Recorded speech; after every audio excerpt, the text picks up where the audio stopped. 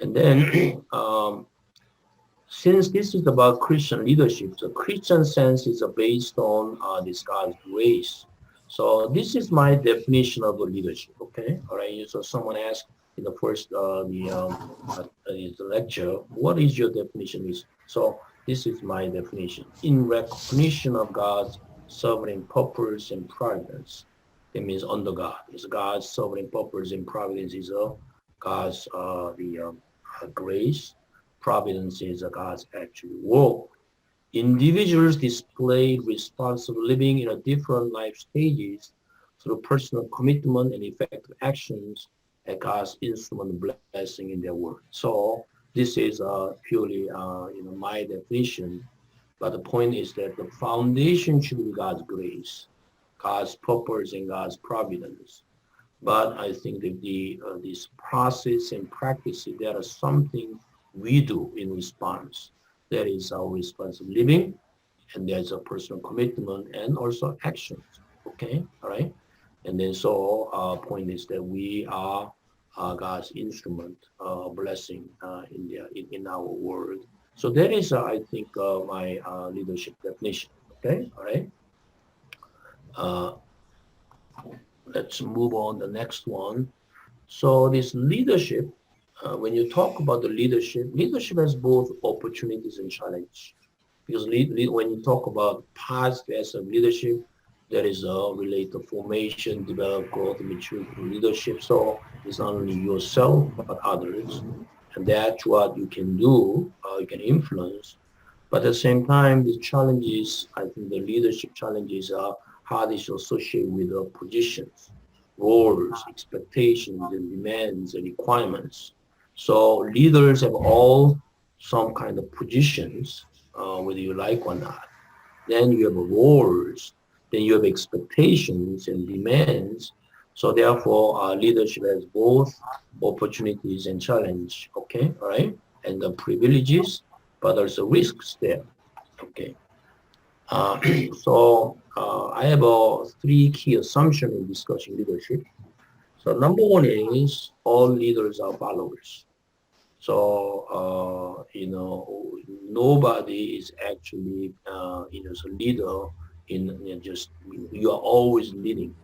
So in this life, all we people become leaders through this process to follow. Even though they are on top of the position anywhere, they are always followers, following God's will or someone. So Billy Graham and Abraham Lincoln and all this leadership. One very, this prominent point is that these are the learners. Okay, they become leaders because they learners. The learners are followers. Okay, follows example. So that's the first. Another one is leadership is really not about only idealism, what must be, what should be.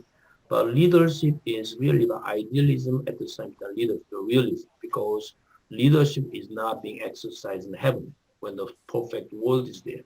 But leadership is really in this world.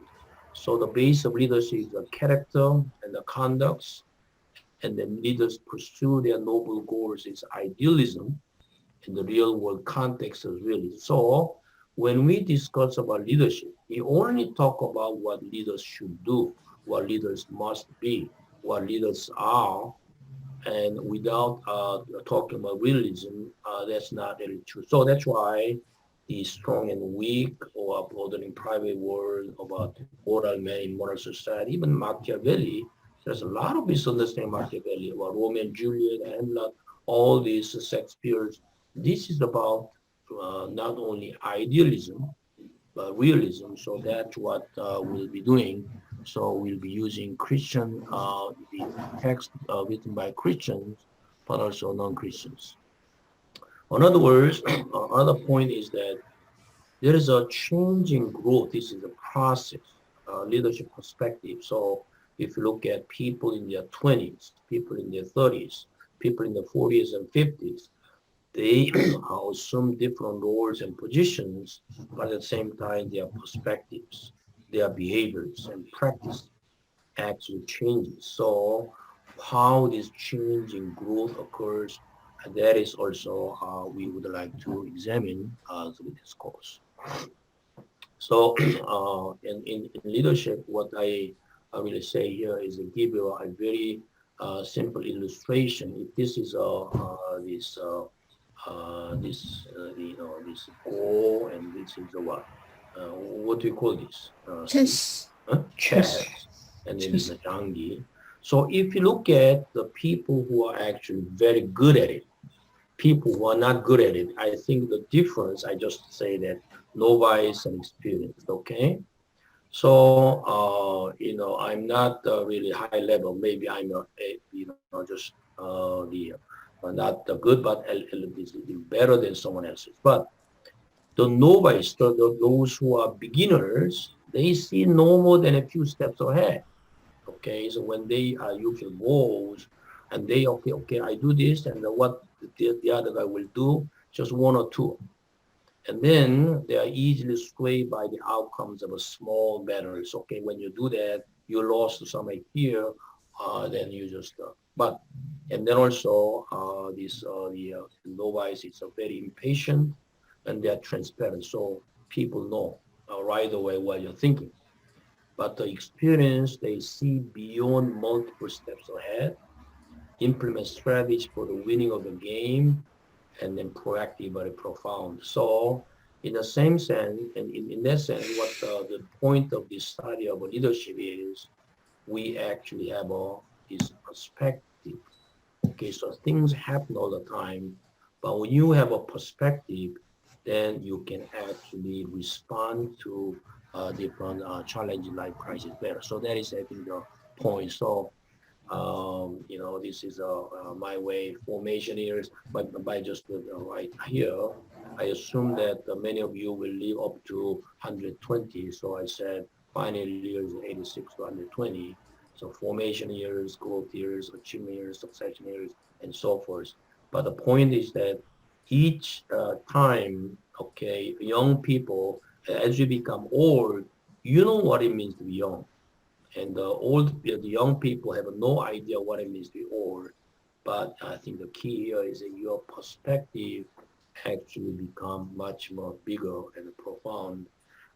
So I think there's a depth will be there. So that is, I think, the point I'm trying. So, well, this is the framework. So we talk about leadership identity. So this is a foundationally by defining your who you are, and then who God wants you to become, and then your purpose, like direction and purpose, and then have a sense of vision. And this is what this is the first part. That's what I want to say. So, this next question here is, we all go through the stages of life. So my simple question is, what stage of life do you think you are in, and how your current issues differ from those in 10 years, 20 years ago? Because in different stages, issues are different. So let's think about these questions very briefly. So please forgive me because of timing. I just asked, people. So how about Matthew John? Would you share? Do you think you also go through stage of life? If so, what stages are you in? Do you think? Okay, go ahead. Yeah, Go ahead. I think I'm going through multiple stages at the same time. Multiple stages at the same time. Yeah. Okay, that's good. So growth years, and yeah. So according to my physical age, chronological age, I belong to achievement years. Uh-huh.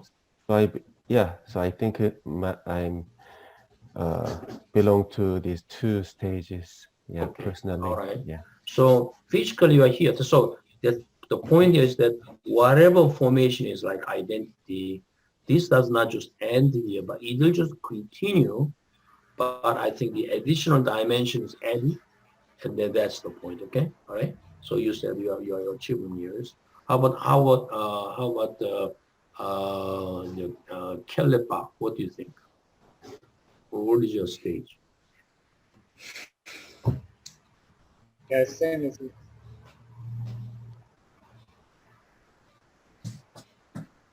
Okay, go ahead. stage like a working stage. So Oh, until okay. until 3, yeah, Okay. like Oh, yeah. education and 30 to 60 work and 60 to 100 something else. I forgot the name. Okay. Do you think that the issues the current issues means what is really important to you now is somewhat different from 10 or 20 years ago? The issues that are of importance now, somewhat different from 10 or 20 years ago, are basically the same issue. I didn't really think much about it. Okay. So we cannot hear you very well, okay? All right. So you can try whether it's, I don't know why, but we cannot hear you. So we'll give you a chance next time. And okay, please check with your microphone. How about the David Wang? Dr. David Wang, what do you think about your stages? How the issues are different, current issues are different from 10 or 20 years ago? I don't know how can I define my so Mm. in my age actually it looks like I'm achievement year, but still I need to grow more in the leadership and also my capacity, Mm. and also I also have some to succeed to my the legacy to my children. So I think all of them I need to work on, but again. Compared to the 7 or 8 years ago, so my life is much stable. So Mm. again, after getting a job and actually and teaching at university, Mm. so the more I don't need to really struggle much for the to survive. So again, people that actually I really work on to find a job and really struggle a lot, Mm. and then but now actually I experience God's grace mercy. Okay. So again, much stable now. And also this day, my concern again, discipleship, also helping the student and also the growing leaders, and Okay. also my children as well. So that's why the many things actually combined. So I again basically the age is I'm now it's a more achievement area, but still I need to work on some more stuff. So like the Okay. growth and also the succession. Yeah, that's Okay. sort of. So I think you made a good point. I think Philip also made a point, and also the Matthew John. We have go through multiple stages. That means because you are a 45 does not mean that you have no growth needs. You have no real this identity issue is not important, but those things are really there. But some added dimensions are here, and definitely when you see a lot of when I talk about the normal course of growth between 941 and 60, people really this somehow whether they recognize or not, I think the achievement years. So what do you think, Philip? Do you think this makes sense? Uh, yes, I think this is good, setup. Also, I agree that this is we go through multiple processes Mm, one okay, time. Yes. all right. So in other words, the formation issue is what is there and carried on by the new added dimensions, but definitely 40, when you are 45, what you are working on is not the same as what you are in 20s. I think that is I think the point. Okay. Mr. Peter Bob, you're also a man of a great experience. So could you make a comment? So what stages are you in? And then if you look at your current issues compared to 10 or 20 years, are there difference? If so, why there difference? Go ahead. Peter Bob, Mr. Peter Bob, go ahead. Any comments? Okay. 알았어. 예. Okay. I'm sorry. Someone called me, so I was off. Just talking to him. Okay.